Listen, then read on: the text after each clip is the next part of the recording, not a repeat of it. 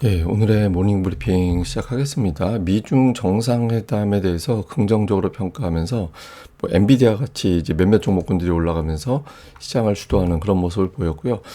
미국 4월 소매 판매가 공개가 됐는데 해석하기 나름이긴 하지만 그래도 선방했다. 그러니까 이런 평가가 나왔습니다. 어제 우리 증시는 상승 종목이 늘어나기 시작했잖아요. 그런데 외국인들 매도는 또 이어지고 있거든요. 그래서 외국인들 매도가 오늘 줄어드는지 이게 상당히 중요한 변수가 될 것 같고요. 그리고 어제 코스닥 시장에서는 제약바이오, 2차 전지 이런 종목들이 올랐는데 대형주들이 순환매로 가는지 아니면 추세를 어떤 업종들이 좀 잡고 주도를 하는지 이것도 상당히 중요한 변수가 될 것 같습니다.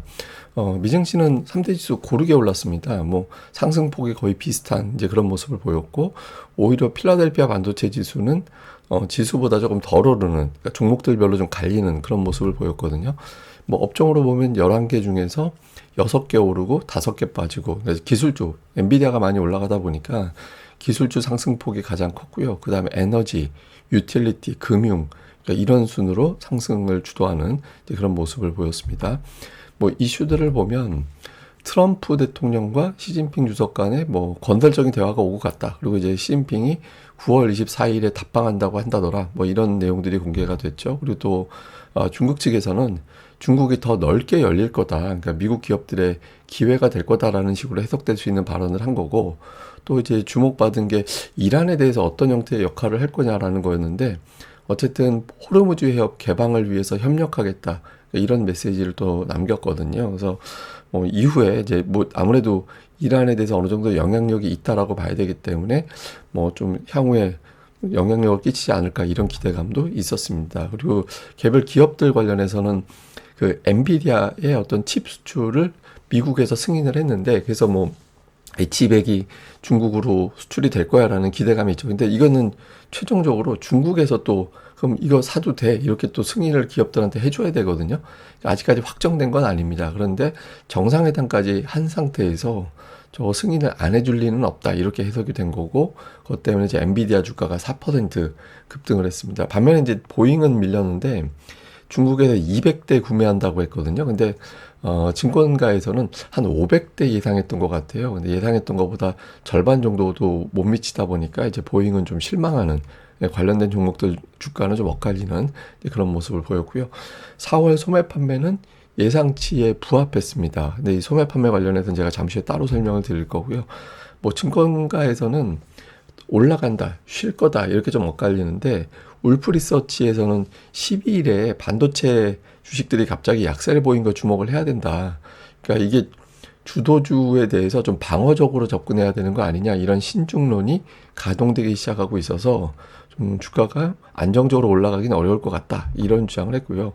반면에 이제 호실적인 기업들, 실적이 좋은 기업들이 방어주 역할을 하는데 지금 데이터 센터 투자가 계속 이어지고 있기 때문에 관련된 종목군들은 안정적인 실적을 기반으로 하고 있다. 쉽게 안 꺾인다. 이렇게 좀 엇갈리는 그런 의견이 나오기도 했습니다. 그리고 미증시 마감하고 나서 나온 뉴스는 스페이스X가 이제 다음 주에 IPO 신청 절차에 돌입을 한다 이런 보도가 나왔거든요. 그래서 오늘 뭐 관련된 종목군들 이런 것들이 반응을 하는지 그러니까 이 점도 또 주목을 해봐야 될 것 같습니다. 근데 앞서 제가 이제 소매 판매 말씀드렸잖아요. 그러니까 전월 대비 0.5% 늘어날 거다 이렇게 예상을 했는데 그러니까 부합했거든요. 근데 이게 좀 해석하기 나름입니다. 그러니까 부정적으로 보면 이 유가가 올라가면서 거기에 따른 지출이 확실히 늘었어요. 그러니까 전달 대비 이제 뭐 쉽게 얘기해서 주유소 가서 소비하는 금액이 2.8% 늘었다라는 거거든요. 그러니까 소매 판매는 미국의 모든 매장의 매출의 합, 그러니까 모든 매장의 매출의 합을 소매 판매라고 하거든요. 근데 그 중에서 살펴보니 휘발유 파는데, 그러니까 뭐 주유소죠 우리로 치면 이쪽에 매출이 늘어났다. 그러니까 사람들이 휘발유 쪽에 지출이 늘어나다 보니까 어디를 줄이냐면 옷 사는 거랑 가구라든가 그러니까 이런 것들을 줄이는 거예요. 그래서 부정적으로 보는 건 어쨌든 유가가 자꾸 올라가고 하다 보니까 어디선가 자꾸 소비를 줄인다. 그래서 이제 뭐 지출을 좀 억제하고 있다. 이제 그거를 이제 부정적으로 보는 시각이고 긍정적으로 보는 데는 뭐가 줄였던 전체적인 소비의 합산은 늘어나고 있는 거 아니냐. 어쨌든 3개월 연속해서 소비가 늘고 있기 때문에 그러니까 미국의 소비는 합산으로 보면 탄탄한 거다. 그러니까 이렇게 또 해석을 하는 쪽도 있거든요. 그래서 뭐 개장 전에 잠깐 전자 쪽으로 해석을 했다가 후반부에는 개장하고 나서 후반부 가서는 그래도 미국 소비는 아직은 버티고 있는 거네 라는 쪽으로 해석이 돼서 소매 판매는 중립 이상으로 일단 이날은 이제 반영이 됐습니다. 뭐 주요 종목은 오늘 엔비디아가 4% 올라가면서 지수를 끌어올렸고, 이제 뭐 이러다가 시가총액 6조 달러 갈 것 같다 이런 분위기죠. 브로드컴도 많이 올랐습니다. 반면에 이제 마이크론 테크놀로지는 고객사에서 약간 이제 그 구매 선을 좀 다양할 것 같다, 뭐 이런 어떤 우려, 그 과정에서 뭐 예를 들어서 뭐 대만 기업이라든가 이런 것들이 들어올 것 같다, 뭐 이런 식의 어떤 해석이 나오면서 이제 주가가 좀 빠졌는데, 그냥 차익 실현 같아요 제가 보기에는.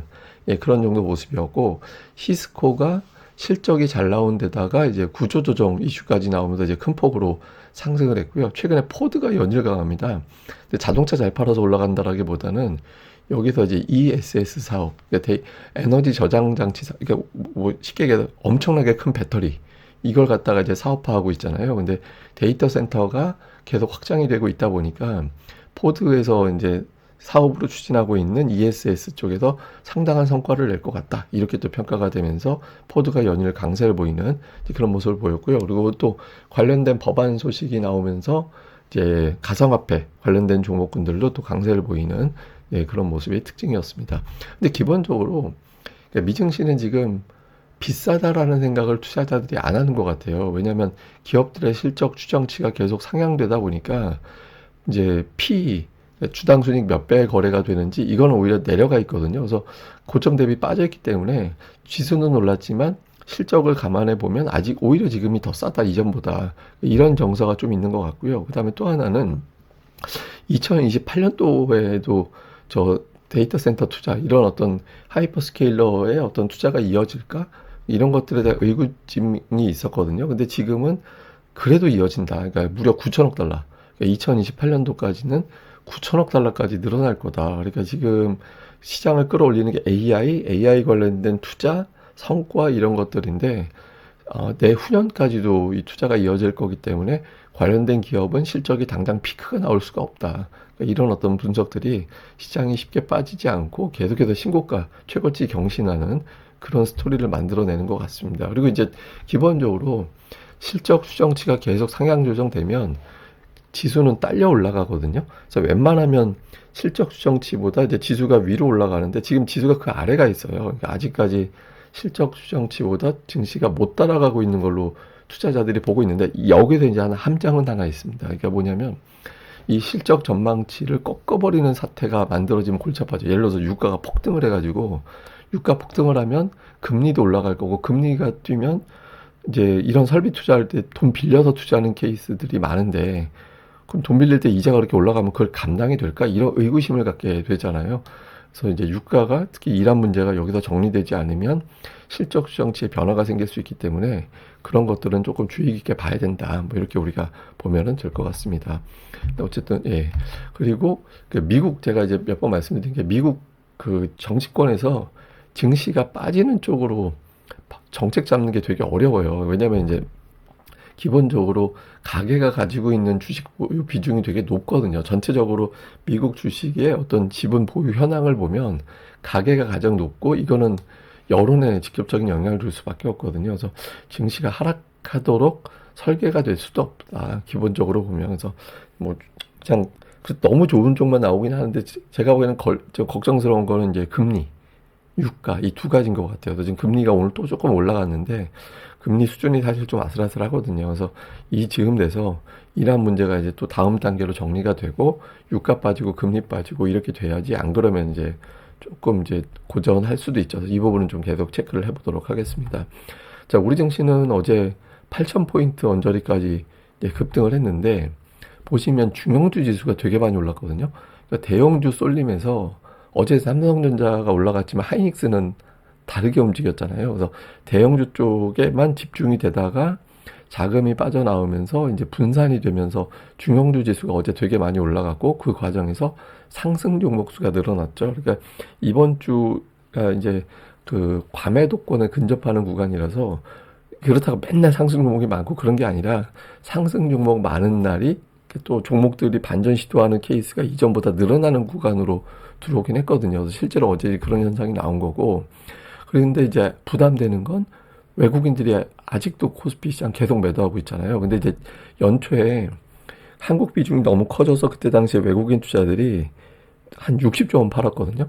한 60조, 한 3개월에 걸쳐서 한 60조 원 팔았는데 지금은 며칠 만에 30조를 팔아서 그러니까 매도 속도는 그때보다 훨씬 더 빨라요. 근데 다만 그 외국인 투자자들이 그때 당시에 이제 매도 한참 할 때 매도가 이제 매도가 진정되는 게 어느 시점이 나왔냐면 4월 들어서 딱 날짜가 딱 바뀌면서부터 그때부터 이제 바뀌긴 했었거든요. 그러니까 그때 아마 그 분기를 목표로 해서 갔던 것 같아요. 그러니까 1분기까지 주식을 팔고 그다음에 2분기부터는 이제 특히 4월 딱 돌아서면서부터 그때는 이제 정리가 되는데 그때는 이제 기간에 맞춰서 정리가 됐던 걸로 추정을 하거든요. 근데 어쨌든 그 브릿지가 되는 구간에 매도가 갑자기 툭 떨어지는 구간이 나왔잖아요. 그러니까 저런 형태의 이제 징후가 나와야 되거든요. 그래서 어제는 매도가 좀 어정쩡하게 줄어들었는데 그러니까 저런 형태로 갑자기 이제 매도가 확 바뀌는 이제 그런 구간이 나오면 이제 외국인들이 이제 파는 게 끝났다. 이렇게 해석이 될 수 있어서 어제 줄어든 거에 이어서 오늘 뚝 떨어지는 그런 이제 흐름이 나오는지 아니면은 계속해서 이제 뭐 유지가 되는지 이 부분을 좀 보면서 우리가 가늠을 해야 될 것 같고 근데 어제 좀 다행스러운 건 다행스럽다고 해야 되나? 근데 외국인들이 다 파는 건 아니에요. 보시면 대형주만 어제 집중 팔고 중소형주는 순매수였거든요. 그러니까 외국인들이 한국 시장 전체를 파는 게 아니라 한국 주식 비중이 너무 커져서 일부만 좀 줄인 것 같다. 그러니까 뭐 대형주만 좀 팔아서 그걸로 현금 만드는 것 정도지 증시 자체를 파는 거는 아닌 것 같다. 이렇게 이제 해석이 됩니다. 그래서 뭐 외국인들이 뭐 계속 팔기만 할 거다 이런 거 아니라 일부 운용사들이 비중 조절하는 거다. 뭐 이렇게 현재까지로는 보여집니다. 다음에 이제 코스닥이 되게 저는 이제 주목을 하고 있는데 어제 1.2% 올라간 것도 있지만 소형주 지수가 물론 이제 어제 음봉 나오긴 했는데 소형주 지수 그제 제가 이제 이 양봉이 되게 중요한 것 같다고 이게 상승 종목이 늘어날 수 있는 조짐이 될 수 있다라고 설명을 드렸었잖아요. 근데 어제도 이제 상승 유지가 됐거든요. 근데 이제 중요한 건 뭐냐면 이제부터는 상승 종목 많은 날이 일주일에 최소한 2번 정도는 섞여야 돼요. 이제 이 구간에서는. 근데 그게 사실 쉽지 않은 게 투자자들이 코스피에 뭔가 대형주들이 확 움직이면 그쪽으로 확 쏠려가잖아요. 삼성전자 올라간다. 그러면 이제 그쪽으로 잡으면 수급 블랙홀이 되면서 막 딸려가고 코스닥 종목 팔고 그쪽으로 가고 이런 게 있었거든요. 근데 지금 정도로 코스닥 종목들이 가격 이제 부담을 덜어낸 상태이기 때문에 코스닥 쪽에서 좀 남아있는 자금들이 있어야 됩니다. 그래서 조금 이제 지금부터는 뭐 수급 블랙홀이 막 일방적으로 나오지 않고 코스닥 쪽에 어떤 종목들이 상승 시도하는 업종이 조금씩 막 늘어나고 이제 그런 흐름이 나와줘야 되거든요. 그래서 그런 게 실제로 좀 가동이 되는지 좀 봐야 됩니다. 근데 약간 변화가 생긴 건 그동안은 이제 매수 주체가 주로 외국인들이었다면 기관들이 조금 사기 시작하는 예를 들어서 뭐 투신권이나 이런 것들이 나오고 있는 게 있고 또 하나는 이제 금융투자를 주목해야 됩니다. 우리가 보통 금융투자는 저게 그 진짜 우리가 일반적인 금융투자는 증권사 이야기 하거든요. 근데 증권사인데 저게 개인들이 ETF를 사면 ETF가 금융투자로 이제 표기가 되면서 매수를 쿠션해가지고 금융투자 매수로 들어오게 만드는 그런 효과가 있어요. 그래서 실제로는 금융투자 매수는 개인 큰 손들의 매수다. 이렇게 보통 보거든요. 근데 원래 매도했잖아요. 계속 매도하다가 최근 들어서 코스피를 사고 코스닥을 매도했는데 최근에 금융투자 쪽이 조금 매수로 보이거든요. 근데 이게 만약에 2천억 이상이 연속적으로 잡히면 개인 큰 손들이 코스닥 쪽으로 넘어오기 시작하고 있다. 이렇게 해석이 됩니다. 근데 아직은 좀 적어서 뭐 지금 가지고 뭐 160억 가지고 의미 있다. 이렇게 이제 이야기할 수는 없는 거고. 근데 이후에 금융투자 쪽이 2천억 원 이상의 자금이 들어오면 코스닥 대형주군 몇 개가 추세를 갖고 랠리를 보일 가능성이 생기거든요. 그래서 금융투자 쪽의 흐름 좀 주목을 해봐야 될 것 같습니다. 근데 최근에 예탁금 추이는 나쁘진 않은 것 같아요. 예, 뭐 그 개인들이 엄청나게 매수했기 때문에 예탁금이 빠져나갈 수 있는 상황인데 근데 그렇게 확 줄진 않고 있거든요. 그래서 조금 예탁금 추이 봐서는 돈은 좀 들어오고 있는 것 같다. 예, 그래서 좀 코스닥 쪽에 변화가 생기는지 그러니까 이 부분 계속 좀 체크를 해봐야 될 것 같습니다. 근데 어쨌든 다행스러운 건 중요한 타이밍에 이제 상승 종목이 좀 늘어나는 그런 모습들이 관찰이 되고는 있거든요. 그래서 이게 다 매일 그럴 수는 없고 이전에 코스닥이 7일인가 8일인가 연속 하락 종목이 더 많았었잖아요. 근데 어제 상승 종목이 많았는데 그게 코스피는 4월 초 이후에 상승 종목이 가장 많았고 코스닥도 4월 후반 이후에 가장 상승 종목이 많았었거든요. 그래서 이게 이제 조금 풀리는 계기가 돼서 향후에 좀 자주 이런 날이 좀 자주 등장하는지, 그렇게 되면 이제 그동안에 눌렸던 종목들이 풀리는 계기가 될 수 있으니까 그 점 계속해서 좀 체크를 해봐야 될 것 같습니다. 예, 뭐 요약을 해보면 이제 미국의 경제 지표가 사실 썩 좋은 건 아니에요. 예, 그러니까 미국 물가 지표 너무 늦게 나왔고 소매 판매는 유가가 소비의 품목별로 영향을 주고 있다라는 게 보여지거든요. 그래서 미국의 지표만 가지고 증시가 올라가긴 어렵습니다. 그러니까 지금은 철저히 업종별 개인기로 버티고 있는 상황이다라고 봐야 돼요. 근데 이제 어쨌든 정상회담 이후에 미국과 중국 간의 교역이 싸우는 것보다 두 나라가 친해지는 게 우리한테 유리하긴 하잖아요. 그래서 근데 이제 이 중에서 어떤 업종들이 반응을 할 거냐, 그러니까 엔비디아에 대한 어떤 반응, 예를 들어서 뭐 이런 등등 여러 가지가 나올 수 있잖아요. 예, 그런 것들. 그다음에 어제 대형주가 엇갈렸거든요. 삼성전자 올라가고 하이닉스는 주춤하고 이렇게 엇갈렸는데 외국인들이 삼성전자 사고 하이닉스 팔고 이렇게 이제 또 갈렸잖아요. 어제 이제 마감 기준으로 보면 예, 뭐 마감하고 나서 블록딜 돌고 이거 빼고 마감 기준으로 보면 그렇게 좀 엇갈렸는데 이렇게 엇갈려서 앞으로 시작을 할 거냐 아니면 같이 매매할 거냐 이런 것들. 그다음에 어제 코스닥은 제약주와 2차 전지가 강했는데 다 돌렸거든요. 그 전에 로봇주 강했죠. 반도체도 선별적으로 어제 오르긴 했는데 어쨌든 반도체 한 바퀴 돌아갔었죠. 그리고 어제 엔터까지 또 올라갔었거든요. 그러니까 일주일에 3일 이상 올라가는 게 그게 주도주니까 이제 어떤 게 이제 주도주를 할지 아니면 순환매 돌릴지 요 구도 계속해서 이제 주목하는 게 필요할 것 같습니다. 예, 그리고 어제 이제 나왔던 거 중에 오늘은 조금 달라졌을 것 같은데 S&P 500 중에서 시가총액 1,000억 달러 넘는 기업 수가 지금 115개 정도 된대요. 그래서 우리나라에서 몇 개가 있나 좀 봤거든요. 봤더니 우리나라는 1,000억 달러 정도 기준으로 오면 지금 대략적으로 그렇게 한 3.5개? 예, 이제 현대차가 이제 환율이 애매해가지고 지금 1,000억 달러가 안 되는 건데 하여튼 거의 4개 정도 되는 거잖아요. 근데 이제 1조 달러, 하이닉스가 여기서 조금만 올라가면 이제 하이닉스도 1조 달러 시총이 되는 거거든요. 그러니까 우리나라 증시라든가 이런 걸 감안해 보면 이게 상당히 좀 약진을 한 것 같긴 해요. 근데 이게 왜 중요하냐면 보통 우리가 이제 그런 거 있잖아요. 그러니까 그 예전에 만약에 삼성전자가 미국에 있었더라면 뭐 이러면 주가가 얼마가 될 텐데 이런 게 있어요. 왜 그게 의미가 있냐면 예를 들어서 유원지 같은데 되게 경치 좋은 데 가면 똑같은 커피라도 10,000원 내고 마시잖아요. 근데 그냥 가볍게 마시려고 하는 데는 동네 이제 카페 같은 데서는 그거보다 단가가 싸죠. 그러니까 사람들이 주변 환경이 어떠냐에 따라서 이제 그 커피 값에 지불하는 가치가 달라지거든요. 근데 지금 우리나라도 조금씩 여기 되게 잘해놓은 곳이네 라는 거를 사람들이 알기 시작해서 그걸 따라가고 있는 과정인 것 같아요. 그래서 좀 우리나라 기업들의 가치도 이제 미국의 어떤 P라든가 이런 것들을 적용받을 수 있는 쪽으로 좀 가까이 가고 있는 거 아닌가. 그래서 좀 강점 있는 기업들에 대해서는 좀 계속 주목은 해봐야 될 것 같습니다. 예, 그럼 오늘 하루 또 잘 보내시고요. 저는 또 다음에 뵙겠습니다. 이 방송 구독하기와 좋아요 꼭 좀 부탁드립니다. 감사합니다.